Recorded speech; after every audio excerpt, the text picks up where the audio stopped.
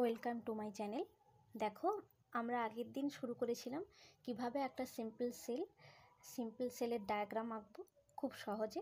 সেটা কিছুটা আমরা ব্যাখ্যা করেছিলাম, সেটা আমার ভিডিওর ফার্স্ট পার্টে আছে, তোমরা দেখে নিও।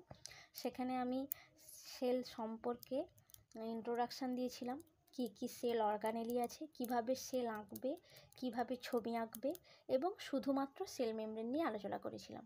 এবং সেই ভিডিওটা তুমি আমার পার্ট 1-এ পেয়ে যাবে। আর আমরা সেই সব আলোচনা না করে একদম যেই আলোচনাটা আমরা করব সেটা হচ্ছে সেল মেমব্রেনের পর আসে নিউক্লিয়াস। আমরা সেল মেমব্রেন আলোচনা করে নিয়েছি, আর তারপরে যেটা আসে সেটা হচ্ছে নিউক্লিয়াস নিয়ে আলোচনা করব।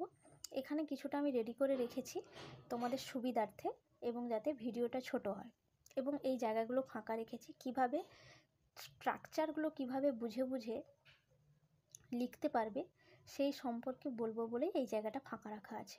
দেখো, নিউক্লিয়াস আমরা সবাই সব সময় পড়েছি যে নিউক্লিয়াস কী, নিউক্লিয়াস কাকে বলে, এই সমস্ত কিছু পড়েছি। এবং নিউক্লিয়াসের স্ট্রাকচার কেমন হয় দেখো, খুব সহজে আমরা কেমন দেখি নিউক্লিয়াসটা আমরা সবসময় কেমন দেখি, এইভাবে ডাবল মেমব্রেন দেখি, তাই তো। আর ভেতরে কি থাকে, এরকম একটা গোল, একটা রাউন্ড লাইক স্ট্রাকচার থাকে এবং ফাইবার লাইক স্ট্রাকচার থাকে, এবং আমরা সবসময় এইভাবে এঁকে থাকি। বাইরের মেমব্রেনটাকে কি বলি, আউটার মেমব্রেন। ভেতরের মেমব্রেনটাকে কি বলি, ইনার মেমব্রেন। এই গোল অংশটাকে কি বলি, নিউক্লিওলাস। এবং এই যে ফাইবারের মতো অংশটা দেখতে, এটাকে আমরা কি বলি, ক্রোমাটিন রেটিকিউলাম বা ক্রোমাটিন ফাইবার। দেখো, সেটাই আমরা স্ট্রাকচারে লিখব। কি কি লিখব দেখো, নিউক্লিয়াসের স্ট্রাকচারে আমরা তাহলে কি লিখব, এক্ষেত্রে তোমরা স্ট্রাকচার লিখতে পারো, কিংবা ক্যারেক্টারিস্টিক্স এই কথাটাও লিখতে পারো। স্ট্রাকচারও লিখতে পারো, ক্যারেক্টারিস্টিক্সও লিখতে পারো। তাহলে এই ছবি অনুযায়ী দেখো, এটাই স্ট্রাকচার। এইটা যদি মাথায় রাখতে পারো তাহলে স্ট্রাকচারটাও মনে রাখতে পারবে। তাহলে কি কি বললাম, ডাবল মেমব্রেন প্রেজেন্ট, তাহলে nucleus is a double membrane structure. কি কি থাকে, inner membrane and outer membrane. তাহলে নিউক্লিয়াস ইজ এ স্ট্রাকচারে আমরা কি লিখবো, double membrane structure, inner and outer membrane present. আর কি থাকে, জেল লাইক সাবস্টেন্স হিসাবে কি থাকে, বা জেল লাইক সাবস্টেন্স বা ওয়াটারি সাবস্টেন্স যেটা নিউক্লিয়াসের মধ্যে থাকে তাকে আমরা কি বলি, নিউক্লিওপ্লাজম বলি। তাহলে নিউক্লিওপ্লাজম প্রেজেন্ট, বা এটাও লিখতে পারো, জেল লাইক সাবস্টেন্স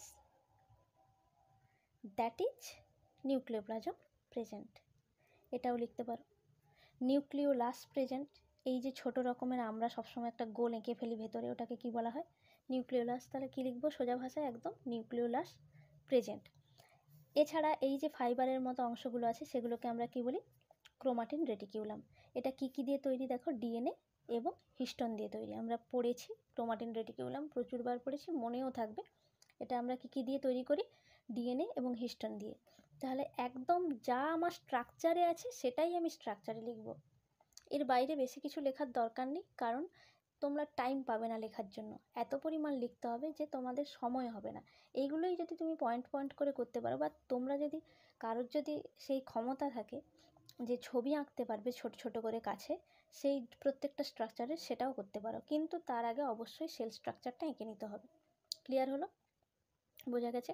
তাহলে আমরা কি কি জানলাম স্ট্রাকচারে, নিউক্লিয়াস একটা ডাবল মেমব্রেন স্ট্রাকচার যেটার আউটার মেমব্রেন থাকে এবং ইনার মেমব্রেন থাকে, এটাই দুটো পয়েন্টে লিখলে। নিউক্লিওপ্লাজম থাকে, জেল লাইক বা ওয়াটারি সাবস্টেন্স, জেল ছাড়া বা জেল লাইক বা ওয়াটার ছাড়া কোনো অর্গানেলেরই সারভাইভ করা সম্ভব নয়। তাহলে যদি না ওয়াটার থাকে তাহলে সেই জিনিসটাই নষ্ট হয়ে যাবে। তাই দেখবে প্রত্যেকটা জায়গাতে ওয়াটারি সাবস্টেন্স হিসাবে বা জেল বা প্লাজম থাকেই। সেই জেল লাইক সাবস্টেন্স বা ওয়াটারি সাবস্টেন্সটাকে আমরা প্লাজম হিসেবেই চিহ্নিত করি। এটার ক্ষেত্রে নিউক্লিওপ্লাজম যখন সেলের মধ্যে থাকে তখন আমরা তাকে কি বলি, সাইটোপ্লাজম বলি। এটা ছাড়া আর কি পেলাম, নিউক্লিওলাস পেলাম। তাহলে এখানেই আমরা লিখে দিচ্ছি, দেখো এটা আউটার মেমব্রেন, এটাকে আমরা কি বলি, ইনার মেমব্রেন, এটা কি নিউক্লিওপ্লাজম, এটাকে নিউক্লিওলাস, আর এটাকে আমরা কি বলি, ক্রোমাটিন রেটিকিউলাম বা ক্রোমাটিন ফাইবার। এটাই স্ট্রাকচারে লিখবে, আর কিছু লেখার দরকার নেই, যেটা তোমরা জানো এটাই প্রেজেন্ট বলে লিখবে। Outer membrane present, inner membrane present, nucleoplasm present, nucleolus present, chromatin fibre present. লেখা হয়ে গেল। এবার ফাংশন লিখলে, ফাংশানে কী কী আছে দেখো, ফাংশানে আছে, দেখো ফাংশানে কী কী আছে। তাহলে নিউক্লিয়ার মেমব্রেন, প্রথমেই আমি স্ট্রাকচারে কী পেয়েছি, নিউক্লিয়ার মেমব্রেন পেয়েছি। তাহলে কোনো কিছুকে একটা আমি বেড়া দিয়ে আটকে দিচ্ছি, মানে সমস্ত কিছুকে যাতে না ঢুকতে পারে, সমস্ত কিছু যাতে না সেলে ঢুকতে পারে, তার জন্যই কিন্তু আমরা বেড়া দিয়ে দিচ্ছি। যে কোনো ঘরের মধ্যে যাতে কেউ সহজে না ঢুকতে পারে, তার জন্য আমরা কী করছি, দেওয়াল দিচ্ছি। সেই রকম নিউক্লিয়ার মেমব্রেনের কাজকে কি কন্ট্রোল করে, control what enters and exit from the nucleus. কি কন্ট্রোল করছে, কোন জিনিসটা নিউক্লিয়াস থেকে বেরিয়ে যাবে, কোন জিনিসটা নিউক্লিয়াসের মধ্যে ঢুকবে, সেটাই নিউক্লিয়ার মেমব্রেন হেল্প করে জানতে। নিউক্লিওপ্লাজম কি, নিউক্লিওপ্লাজম হচ্ছে এমন একটা ওয়াটারি সাবস্টেন্স যেটার কাজ কি হবে, কি করবে, এনভায়রনমেন্টটা মেনটেন করবে। যেখানে কি থাকবে, অনেক রকম এনজাইম থাকবে বা আরএনএ থাকবে, এগুলোকে এনভায়রনমেন্টালটাকে মেনটেন করতে হেল্প করবে। তাহলে এনভায়রনমেন্ট অফ দি অর্গানেলি, একদম সোজা কথা। দেখবে বেশিরভাগ জিনিস যেগুলো ওয়াটারি, তারা কি করে, একটা এনভায়রনমেন্টকে মেনটেন করতে সাহায্য করে। তাহলে maintain environment of the organelle. নিউক্লিয়াসের কাজ কি, এটা তোমরা পড়ে এসছো, একবারে এটা জেনে নাও। আমাদের যে রাইবোজোমাল আরএনএ আছে, যেটা রাইবোজোম তৈরি করতে হেল্প করবে, দেখবে পরে আমরা পড়বো রাইবোজোম। রাইবোজোম কিন্তু কোনো মেমব্রেন স্ট্রাকচার নয়, সেটা আমরা পড়বো। সেটা কি দিয়ে তৈরি হয়, আরএনএ বা প্রোটিন দিয়ে যে তৈরি হয়, সেটা সিনথেসিস কোথায় হচ্ছে, নিউক্লিওলাসে সিনথেসিস হচ্ছে। কোথায় সিনথেসিস হবে, নিউক্লিওলাসে। তাহলে নিউক্লিওলাসের কিন্তু এটা খুব ইম্পর্ট্যান্ট কাজ, অবশ্যই লিখবে যে নিউক্লিওলাসের কাজ কি, help in synthesis of RNA. তাহলে এখানে সিনথেসিস অফ আরএনএ লিখলে কি লিখবে, help in synthesis of RNA. এছাড়া কি আছে, ক্রোমাটিন রেটিকিউলাম কি করে, কন্টেন হেরিডিটারি মেটেরিয়াল, এবং কি করে, ডিএনএ মেটেরিয়ালকে কন্টেন করে। তার মানে এর কাজ কি, দেখো, contain hereditary material which is important for having genetic material. তাহলে ওটা কি করে, কি বহন করে নিয়ে যায়, জেনেটিক মেটেরিয়াল বহন করে নিয়ে যায় এটা। আর কি করে, স্টোরেজ অফ, এটাকে কি বলা হয়, স্টোরেজ অফ জিন বা হেরিডিটারি মেটেরিয়াল অর ডিএনএ। এটা লিখতে পারো, কিংবা একদম সোজা ভাষাতে লিখতে পারো, কি লিখতে পারবে, যে কন্টেন, শুধু এই কথাটাই লিখতে পারো, contain genetic material which is, যদি না কেউ মনে রাখতে পারো, ডিএনএ, বা শুধু যদি কেউ না কিছু মনে রাখতে পারো, লিখতে পারবে contain DNA as a genetic material. তাহলে কি লিখতে পারবে, আরও কি লিখতে পারো, এটার ফাংশান হিসাবে contain DNA as a genetic material. Clear হলো, বোঝা গেছে নিউক্লিয়াসটা। তাহলে নিউক্লিয়াস সম্পর্কে আর কিছু যদি কোনো ডাউট থাকে বলবে, একদম সোজা ভাষায় যেটা স্ট্রাকচারে আছে সেটাই লিখবে। Outer membrane present, inner membrane present, nucleoplasm present, nucleolus present, chromatin fibre present. Outer membrane আর ইনার মেমব্রেনের কাজ কি কন্ট্রোল করে, what enters and exit from the nucleus, কী জিনিসটা ভেতরে আসবে, কোন জিনিসটা বাইরে যাবে, সেটা কন্ট্রোল করে নিউক্লিয়ার মেমব্রেন। নিউক্লিওপ্লাজমের কাজ হচ্ছে কি, এনভায়রনমেন্ট মেনটেন করা, কারণ ওটা একটা ওয়াটারি সাবস্টেন্স, তাহলে ওটা এনভায়রনমেন্ট মেনটেন করবে এবং যে কোনো জিনিসকে বহন করার জন্য সাহায্য করবে। যেতে তো হবে, রাস্তা দিয়ে তো বেরোতে হবে, তাহলে সেক্ষেত্রে আমাকে যদি না এনভায়রনমেন্ট দেওয়া হয়, তাহলে আমি কী করে মেনটেন করবো, তাই না। এছাড়া আর কি আছে, নিউক্লিওলাসের কাজ অবশ্যই মনে রাখবে যে আরএনএ সিনথেসিস করতে হেল্প করে নিউক্লিওলাস। ক্রোমাটিন রেটিকিউলামের কাজ কি করে, একদম বলবে যে কন্টেন হেরিডিটারি মেটেরিয়াল, বা এইখানে যেটা লিখে রেখেছি, contain hereditary material which is important for having genetic material, অথবা স্টোরেজ অফ জিন or hereditary material of the DNA. Clear, বা সহজ কথায় যদি তোমরা কেউ এত কিছু না লিখতে পারো, তাহলে লিখবে যে contain DNA as a genetic material. Clear হলো, চলো মাইটোকন্ড্রিয়া। দেখো মাইটোকন্ড্রিয়া আমি এখানে কিছুই লিখে রাখিনি, তার কারণ এইখানে আমি যে জিনিসটা দেখিয়ে দেবো সেটাই স্ট্রাকচারে লিখব, এবং ফাংশান তোমরা জানো, তার থেকে বেশি লেখার কোনো দরকার নেই। এবার কিছু কিছু আমি বলে দিচ্ছি, সেগুলোকে তোমরা ফাংশান হিসেবে লিখতেই পারো, সেটাতে কোনো প্রবলেম নেই, কিন্তু একটা ফাংশন অবশ্যই লিখতে হবে, সেটা বাদ দিয়ে না লিখলেও চলবে। দেখবে আমরা কি করি, মাইটোকন্ড্রিয়াকে এরকম করে আঁকি, তো এরকম ঠিক ফিঙ্গার লাইক প্রজেকশান থাকে, এইভাবে আমরা মাইটোকন্ড্রিয়া আঁকি। সব জায়গাতে ওয়াটারি সাবস্টেন্স থাকবে, কিছু করার নেই, না হলে তুমি কোনো জিনিসকে তো আর বাইরে করতে পারবে না, ভেতরে করতে পারবে না, শুকনো জিনিসে নিশ্চয়ই চলাচল করতে পারবে না। তাহলে সবসময় বলেছি বাইরের মেমব্রেনটাকে আমরা কি বলবো, আউটার মেমব্রেন, ভেতরের মেমব্রেনটাকে কি বলবো, ইনার মেমব্রেন। ক্লিয়ার হলো? দেখো এই যে আউটার আর ইনার, এই দুটোর মাঝখানে যে স্পেসটা থাকে তাকে আমরা বলি ইন্টার, মধ্যবর্তী স্পেস, যেহেতু এই জন্য কী বলে ইন্টার মেমব্রেন স্পেস। কেন ইন্টার মেমব্রেন বলছে দেখো, এগুলো মনে রাখার, মুখস্থ করার দরকার হয় না। যদি এটা আউটার হয়, যদি এটা ইনার হয়, তাহলে বাইরে এবং ভিতরের মধ্যবর্তী অংশ, তাহলে সেটাই মধ্যবর্তী, এই জন্য ইন্টার মেমব্রেন স্পেস বলে। এটা কোনো মেমব্রেনও নয়, অন্য কিছু নয়। দেখো এই জন্য স্পেস, এই দুটোর মাঝখানে স্পেস আছে বলে এটাকে ইন্টার মেমব্রেন স্পেস বলে। ক্লিয়ার? আর এটাকে আমরা কি বলি, ক্রিস্টি। এই যে ফিঙ্গার লাইক প্রজেকশান থাকে সেটাকে আমরা বলি ক্রিস্টি। এবার দেখো স্ট্রাকচারে এই জিনিসগুলোই আমরা লিখব, এর থেকে বেশি লেখার কোনো দরকার নেই। দেখো কী কী লিখব, যেমন আমরা নিউক্লিয়াসে লিখেছিলাম, it is a double membrane structure.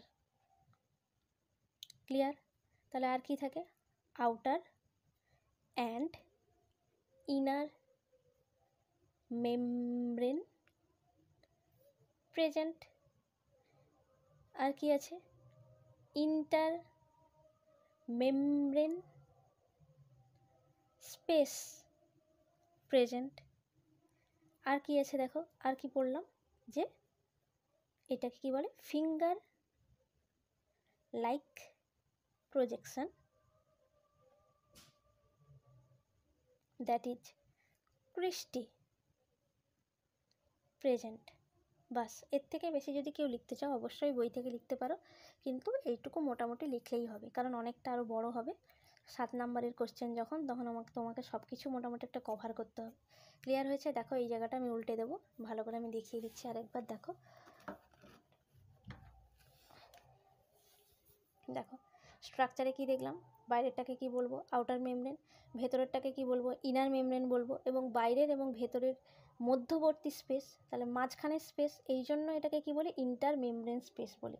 আর এইগুলো ঠিক ফিঙ্গার লাইক প্রজেকশনকে আমরা কি বলি, ক্রিস্টি বলি। এর কাজই হচ্ছে, ক্রিস্টির কাজ জেনে রাখো যারা জানতে চাও, স্পেস বাড়ানো, মানে ঠিক সারফেস এরিয়া বাড়ানো।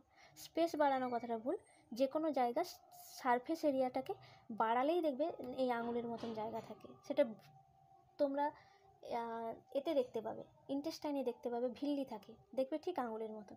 দেখবে মেসোজোম, আরও ওই যে ভিল্লিগুলো যেগুলো আছে, সেই ভিল্লিগুলো কিন্তু এই একই রকমভাবে সারফেস এরিয়া বাড়াতে সাহায্য করে, অ্যাবজর্পশন করার জন্য।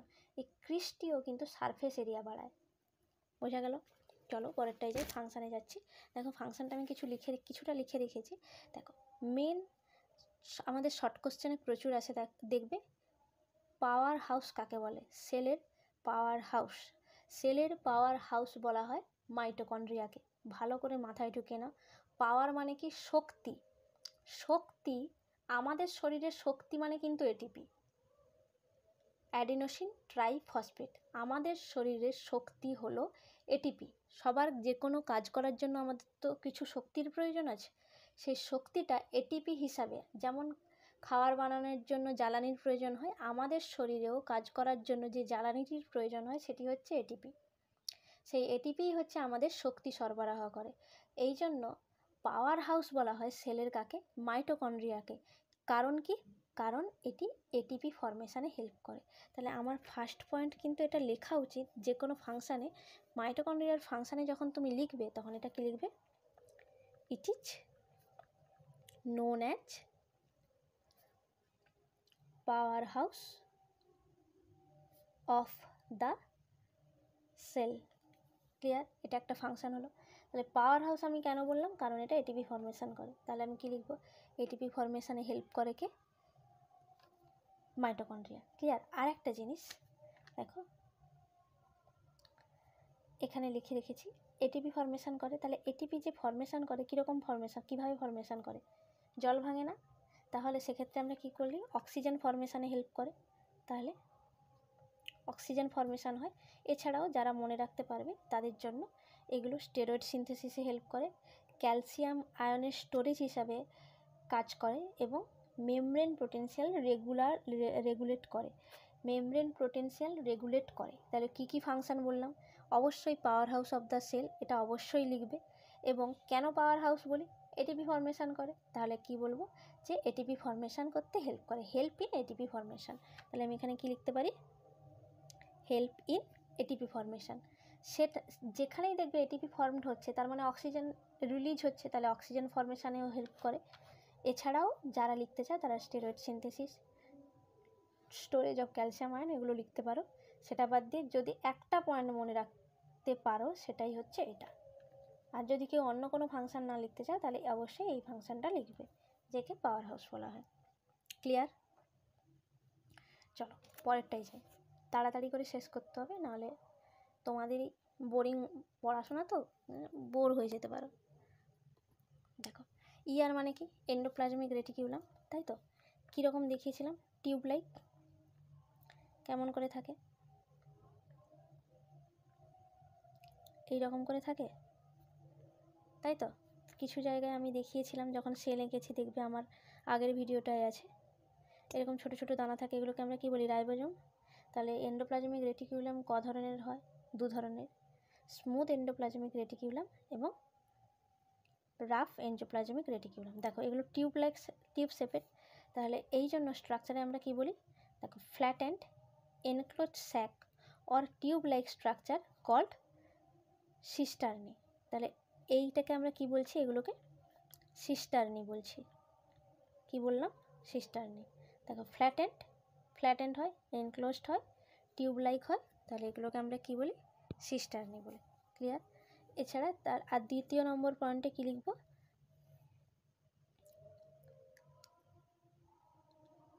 দেয়ার আর two type of endoplasmic reticulum,